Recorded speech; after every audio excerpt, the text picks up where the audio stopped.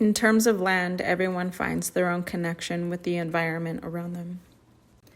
My connection is through my ancestors, who crossed the river in the late 1800s when they were forced from their homelands, which lies between the four sacred mountains. Throughout history, it's called the Long Walk. In Navajo, it's called Huelte. Kit Carson oversaw the removal of the Diné from their homelands, the desecration of their homes, livestock, and crops. The walk itself started in Fort Defiance, Arizona, and weaved outside the sacred mountains into New Mexico, crossing the Rio Grande River, and through the mountains into Fort Sumner, New Mexico, almost 400 miles away.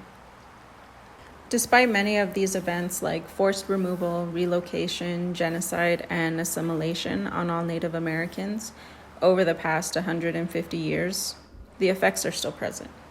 Many of us are told to get over it, but people don't realize it's intergenerational trauma that sticks with the people. So when I think of historical landmarks like the Grand Canyon, Canyon de Chelly in Arizona, I think of the tribes that hid in the canyons to get away from the Spaniards and English colonizers. A lot of the plazas in the Southwest towns had lynchings, and many of which Native Americans weren't even allowed into the town.